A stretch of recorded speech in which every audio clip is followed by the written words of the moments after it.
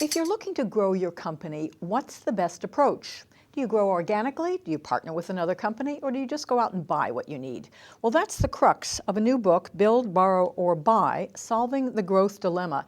And it's by INSEAD finance professor Laurence Capron, who joins us now on INSEAD Knowledge. Welcome. Thank you. All right, what is the most important thing to consider when you're trying to decide what path to take in growing the company? Right now, because prices are so low, a lot of people figure, well, I can go and buy it. Others are thinking, wow, I've always grown myself, so why not do it now? So what are some of the chief things you look for? So when trying to grow your company, the most important factor to consider is to assess properly the gap between your existing resources and the targeted resources you need to grow in your new environment.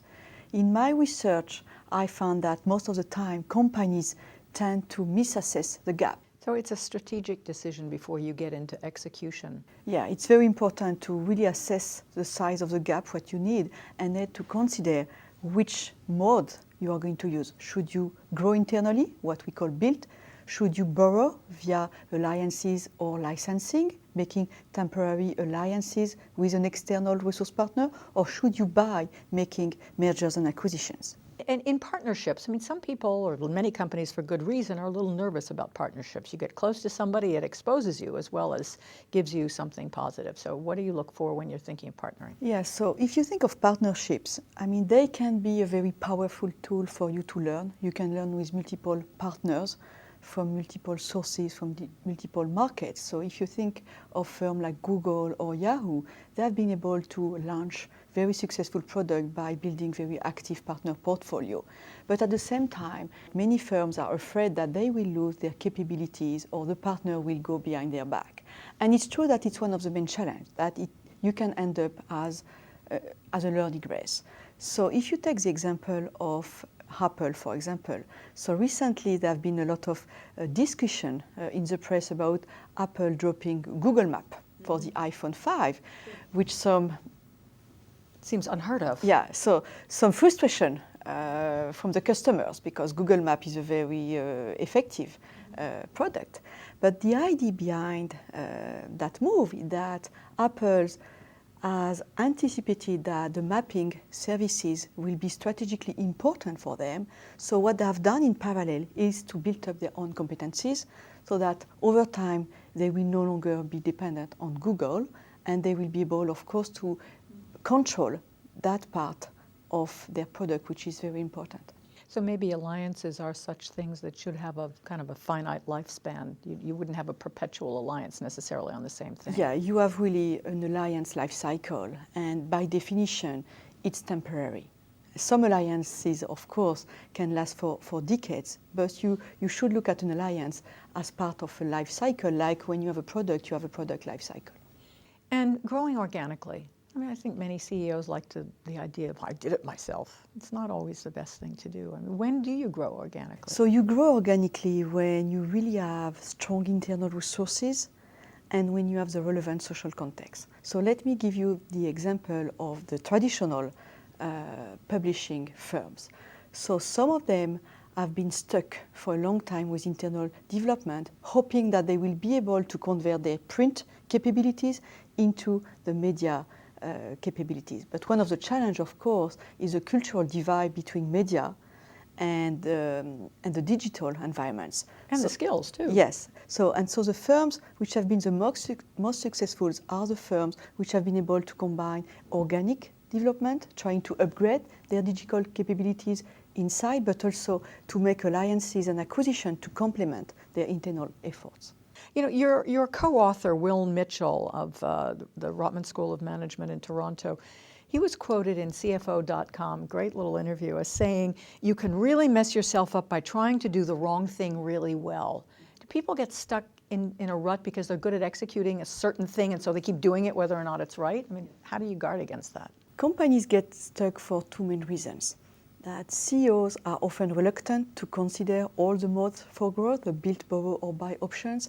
They often have their own preferences. So some CEOs are more innovator type of leaders and they will focus a lot on internal innovation.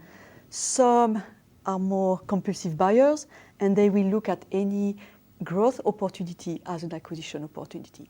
And the second trap is that it's very difficult to change your organizations. So for example, you have in some organizations very powerful M&A teams, and they will be very reluctant to consider an alliance deal. Or you will have very entrenched R&D labs, and they will be very reluctant to go for external sourcing. So if you take a company like Sanofi or Merck, for example, what they've been doing in the past 10 years was really to try to fight against this strong internal culture, this inward focus, and to go outside and to multiply their alliances and their licensing agreements, and also make some acquisitions.